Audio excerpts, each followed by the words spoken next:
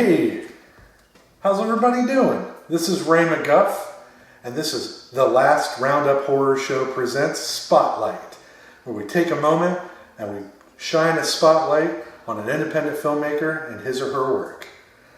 I was, as you can see, adding a little memorabilia to the Ray Cave.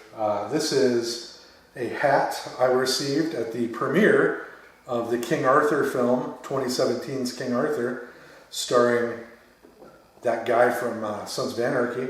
I happen to like the film. A lot of people don't. But fuck them. That's the way I say. That's fuck them. Anywho, I'm just adding that here. Put it on my microwave. Anywho, let's dive right into today's spotlight. The film is entitled Ramekin, or Ramekin. I'm not sure exactly how it's pronounced. It's a 2018 film by the Kill the Lions films. Written and directed by Cody Clark. Written, directed, and produced by Cody Clark. Pardon me. Quick synopsis. It's a family-friendly horror film. College girl, Jamie Saunders, comes home to live in her deceased grandmother's New York City apartment and begins to be terrorized by a small porcelain cup called Ramekin. Right off the bat, I want to tell you this movie was great. I enjoyed the heck out of it. It is a very kind of goosebumps art house film, as they said in their email to us. I really enjoyed it. Right off the bat, I want to say the score is fantastic. A lot of great songs. Really gets you in the mood. Sets the tone for eerie parts in the right way. Editing, spectacular. The scenes are edited very well. Jamie Saunders does this amazing thing with her face. She's very emotive. I don't think that's something you can teach people, and I don't know, I never went to acting school, but she is does a very good job of expressing that emotions, a wide range of them, with just a glance. I'm very, very impressed with her. I'm not sure how true this is or not, but on some of the links, one of the links had a wide range of awards this film has won or was up for. And one of the blurbs, I believe it said that it was only a $500 budget, which is super impressive. You guys did an amazing job if that's the case. The movie opens with our heroine. She's a college kid stuck with a bunch of dipshits in a house. I mean, if anybody has shared a house with 2 or more people, you understand how it goes. There's a lot of ins and outs to navigating social situations when you live in a house that has so many people living in it. Very, very, very evident when she goes to, I believe, get something to eat and comes back to her own room to find 2 random strangers hooking up in her room. It's exactly like if you're living in a frat house or a house shared by many people. That's happened to me on more than one occasion. Like I said, the editing is just fantastic. When she gets the call that her grandmother is deceased, kind of a little emotional scene for her, and then switches right into, does she have rent control in her apartment? Am I able to stay there? Goes to grandma's house. The thing I liked about this movie, it's clocks in an hour and 10 minutes. Like I said, the editing is great. It's very well paced. There isn't really a dull moment in this film. Everything is smooth from one section to another. It was clip, clip, clip. Boom, we're telling a story. I liked it. There was no unnecessary nonsense. Like I said, the editing really shines when she first gets to Grandma's house, and there's this montage of her going through Grandma's stuff. Grandma was a bit of a hermit. She never left her house. There was a lot of clutter. I wouldn't really call it clutter. I guess it's more like if a hippie had lived there and never left. There's all these art projects and different dolls and things. So where she first encounters the ramekin, the little porcelain, it's like a glass bowl. Looks like something you would make cupcakes in, which we'll get to in a moment, is what it's used for. Right off the bat, she knows there's something weird with this place. You can tell there's an eerie vibe, but she kind of settles in, makes herself at home. Then she starts to notice that the ramekin, every time she moves it from one area to another, it comes back to the same area. So she thinks that maybe it's her grandma's ghost. There's a very neat scene where she's sitting around a table with the ramekin sitting in the middle of the table. She's asking it questions, and when it answers her, if it's a yes or no question, it will inch forward for yes. So it's very cool idea. I really dug this. If you're telling somebody to check this movie out and you're like, it's about a murderous cup, you're gonna get like looks. But because when I first queued it up, I'll be honest, I was like, oh, what is this now?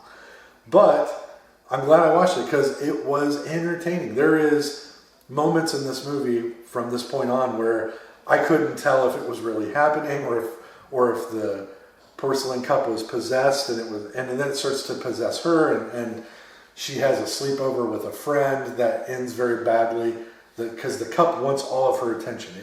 It's a really crazy scene too, where she's trying to take a shower when she realized that the cup is sentient and it understands she doesn't want to get naked in front of it to take a shower, but it makes her, and then apologizes. It won't leave, so she has to take a shower.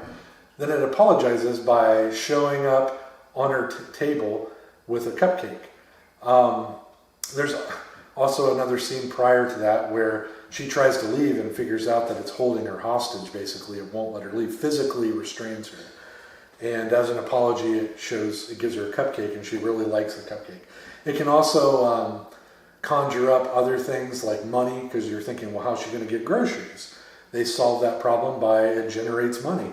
So she just orders takeout. She's a writer, which I love stories about writers, especially when they start to go insane. I mean, The Shining is a prime example of that. Another great film, Secret Window. I love when writers go insane. There's a Kaufman one too, I can't think of off the top of my head, with Nicolas Cage, where the writer goes insane. And then Delirious with John Candy. Good stuff. But yeah, the ramekin, it actually launches itself and hits her in the head at one point. So she's restrained and she can't leave this apartment. It starts to talk to her, like she holds it up to her ear and it plays her favorite music. It's telling her what to do. Writing wise, it starts to get in her head and she starts to write these poems. And the neighbor guy shows up. He's a young guy, kind of shows an interest in her, comes in a couple of times to the house, willing to do things for her, since she clearly isn't going to leave. She doesn't tell him what's going on, but he kind of knows there's something keeping her there.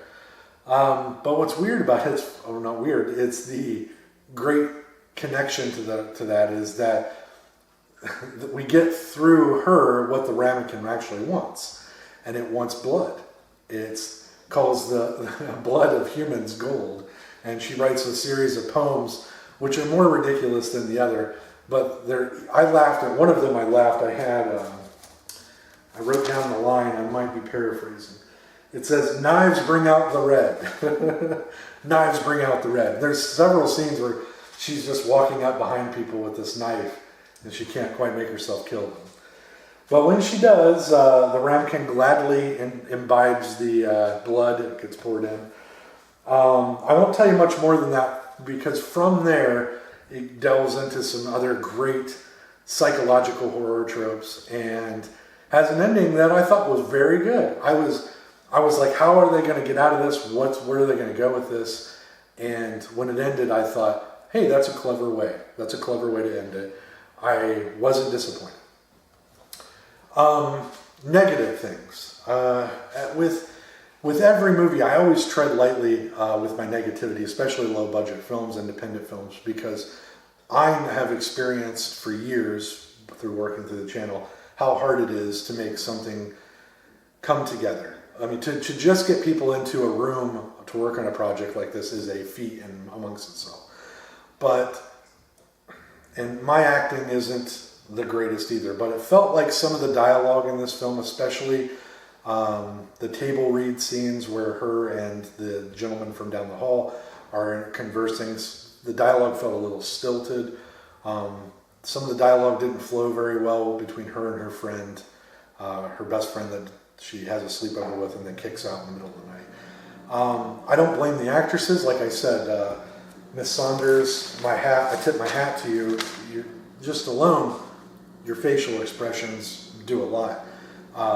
But there was some dialogue still, I mean, some pauses in dialogue, some things where I was like, oh, that doesn't sound like the way that a girl in this situation would say it.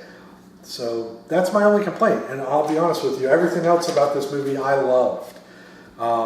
Just the dialogue could have been a little bit less stilted. It could have been maybe an opportunity to do a few more takes. I mean, again, I don't know what the time constraints were on this film, but maybe let the actress digest it and the actor take it in and make it their own next time around. I think might have worked a little bit better. Overall, though, I'm giving this film a 9 out of 10 stars. This is certified from us. I loved this movie. I will be recommending it to everyone. There are lots of amazing things that we're working on here at Zombie Takeover TV. I will not be your only host, I promise. The spotlight will continue with other hosts. We have Jean-Paul Mantilla. He has 2 films in his bucket that he's digesting. We'll be filming those on the 20th, so stay tuned for that. That's the 20th of July. And you should check out Zombie Takeover TV page. Check out our podcast on Podbean and Stitcher, I believe, is another one that we just got set up. And the YouTube channel. As always, we love feedback, comments, queries, questions in the bottom. Please keep these rolling in. I enjoyed watching the films, and if you've got one you want me to take a gander at, I'll do that. I'd be more than happy to, and I'll give you my honest opinion. As always, I've been Ray McGuff. This is the Ray Cave, and this has been the last Roundup Horror Show Spotlight. Stay tuned.